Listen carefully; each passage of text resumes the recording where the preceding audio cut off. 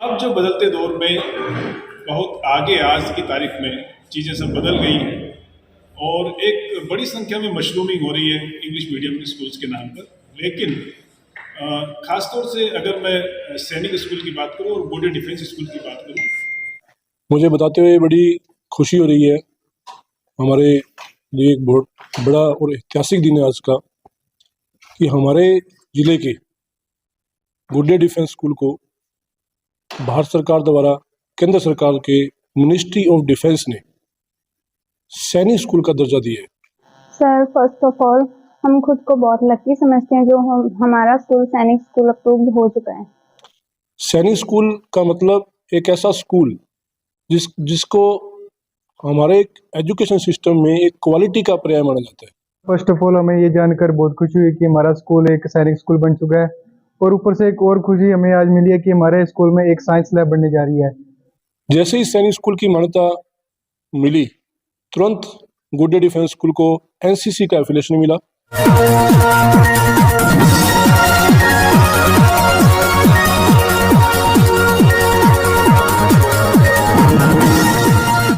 नमस्ते, मैं Dinesh Neja, director border defence school. मुझे बताते हुए बड़ी खुशी हो रही है। हमारे लिए एक बहुत बड़ा और ऐतिहासिक दिन है आज का कि हमारे ज़िले के बॉर्डर डिफेंस स्कूल को भारत सरकार द्वारा केंद्र सरकार के मिनिस्ट्री ऑफ डिफेंस ने सैनिक स्कूल का दर्जा दिया है। हम सब जानते हैं कि राजस्थान के अंदर चित्तौड़गढ़ सैनिक स्कूल अपने आप में एक बहुत बड़ा नाम है। चित्तौड़गढ़ की वजह से हमारे राजस्थान को पूरे देश में हमारे स्टेट की पहचान है। सैनिक स्कूल का मतलब एक ऐसा स्कूल जिसको हमारे एजुकेशन सिस्टम में एक क्वालिटी का पर्याय माना जाता है।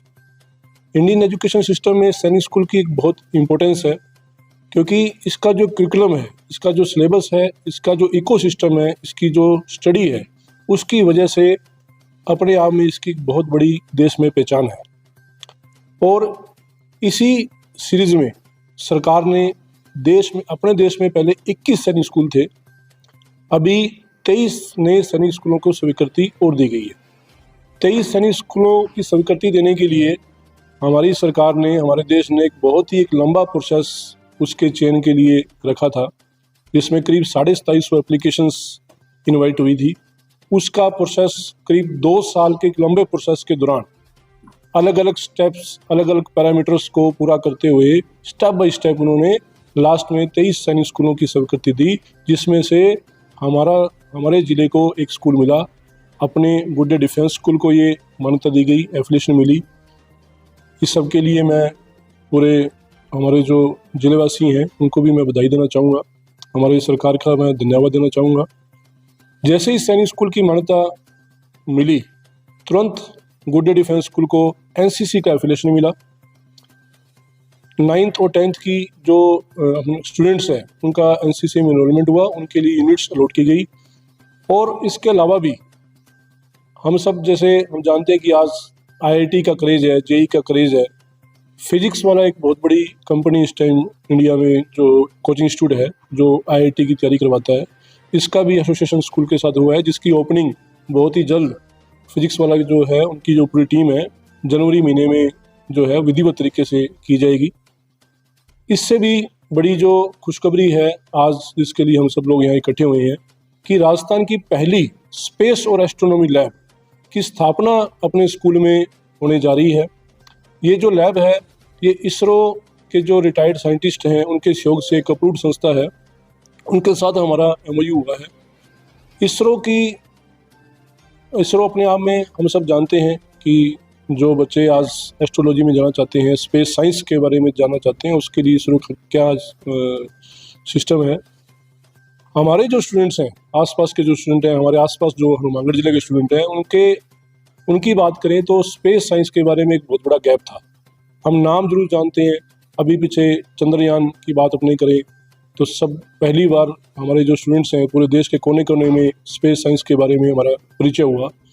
अब ये सारे के सारे कंसेप्ट, सारे के सारे मॉडल्स, जितने भी इनके रॉकेट्स हैं, प्लैनेट्स हैं, सारा सिस्टम जो है उस संस्था के सहयोग से यहाँ 2 लैब बनने जा रही हैं, एक आउटडोर लैब, एक इंडोर लैब, और उसमें ये सारी चीज़ें इंस्टॉल होंगी और हमारे जो स्कूल के स्टूडेंट हैं या हमारे जो ज़िले के स्टूडेंट हैं उनको ये सब चीज़ें, वो टेक्नोलॉजी जो है वो सीखने को मिलेगी।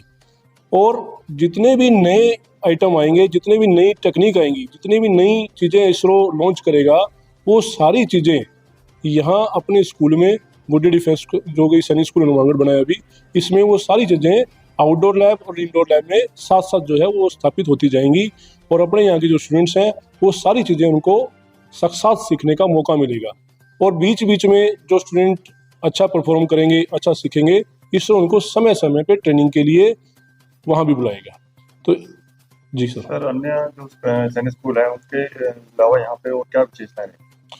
सर, ये जो स्कूल है ये अपने आप में एक यूनिक स्कूल बनने जा रहा है।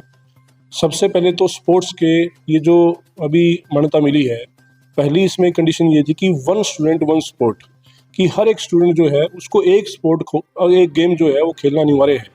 इसके लिए अभी पीछे ओलंपिक साइज का जो अपने स्विमिंग पूल है वो बनना शुरू हो गया है और स्लाइडिंग फैसिलिटी ऑलरेडी अपने पास थी, उसको और ग्रूम किया जा रहा है। लॉन टेनिस के ग्राउंड्स हमने पहले बनाए थे, क्रिकेट, एथलीट, सब स्पोर्ट्स फैसिलिटी, आर्चरी का एक बड़ा सेटअप यहाँ बनने जा रहा है। तो स्पोर्ट्स यूनिक है। रोबोटिक्स लैब दूसरी विशेषता अन्य स्कूलों में जो नहीं होती वो यहाँ बनने जा रही है। स्पेस का मैंने आपको बताई अभी कि राजस्थान की पहली स्पेस लैब अपने स्कूल में बनने जा रही है। इसके अलावा IIT NDA की जो कोचिंग है और सिविल UPSC की जो कोचिंग है, ये सारी कोचिंग जो है स्टूडेंट को 6 से ही यहाँ सुविधाएं मिलनी जल्दी शुरू हो जाएंगी। 1 अप्रैल से ये सारे बैचेस स्टार्ट हो जाएंगे। हनुमानगढ़ में सर जब से आपके शिक्षा में आप आए हैं तो शिक्षा का स्तर यहाँ से थोड़ा बदला है, तो उसके लिए क्या कहेंगे आप? सर, आज का जो समय है, आपने अभी सुना होगा कि NEP गवर्नमेंट ने अभी NEP लॉन्च की है। हमारा जो स्कूल है, हमारी जो यूनिवर्सिटी है, हमारा जो ग्रुप है, ये समय के साथ लगातार चेंज कर रहा है। समय के साथ अपने आप को, कोई भी चीज़ है जब हम अपने आप को अपडेट नहीं करेंगे और अपग्रेड नहीं करेंगे तो वो हमेशा, हम देखते हैं कि इतिहास हमेशा वो जो सिस्टम है वो लुप्त हो जाता है। हमारी कोशिश है कि रोज़ नई चीज़ें लाएं, रोज़ नई स्टडी करें, पहले खुद स्टडी करें और फिर बच्चों को आगे स्टडी करवाएं। तो हम पहले खुद सीख रहे हैं और फिर आगे सिखाने का काम कर रहे हैं। सैनिक स्कूल के लिए क्या बच्चे को पहले से तैयारी करनी पड़ेगी एडमिशन के लिए? सैनिक स्कूल के लिए सर ऑल इंडिया लेवल पे एंट्रेंस होगा। AISSEE इस एग्ज़ाम का नाम है। 6th और 9th 2 क्लासेस में बच्चे का एडमिशन होगा। इसके लिए रीजनिंग, मैथ और एक प्री डिफाइंड सिलेबस है जो गवर्नमेंट जो है वो पहले अपने को देती है। उसकी तैयारी करके ही बच्चा इसके अंदर उसका सिलेक्शन होगा, चाहे गुड्डे का ऑलरेडी जो स्टूडेंट पढ़ रहा है वो, और चाहे किसी दूसरे स्टूडेंट को, किसी और स्कूल के स्टूडेंट को इसमें एडमिशन लेना है तब भी, दोनों के लिए सेम प्रोसीजर है।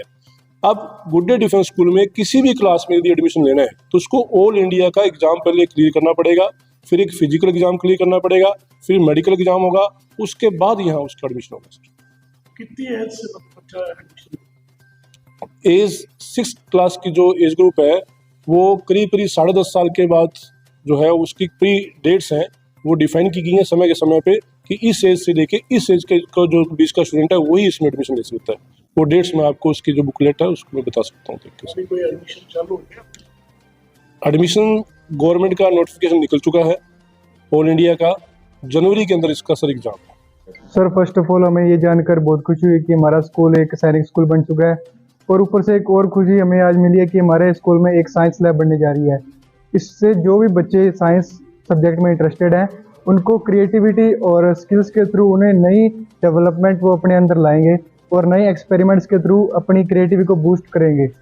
इससे उनकी जो यानी कि जो अपनी करियर में डेवलपमेंट करना चाहते हैं, लाइक प्रोफेशनल डेवलपमेंट, और जो अपनी एकेडमिक्स में जो डेवलपमेंट करना चाहते हैं तो उससे उनको हेल्प मिलेगी। सर, फर्स्ट ऑफ ऑल हम खुद को बहुत लकी समझते हैं जो हमारा स्कूल सैनिक स्कूल अप्रूव्ड हो चुका है।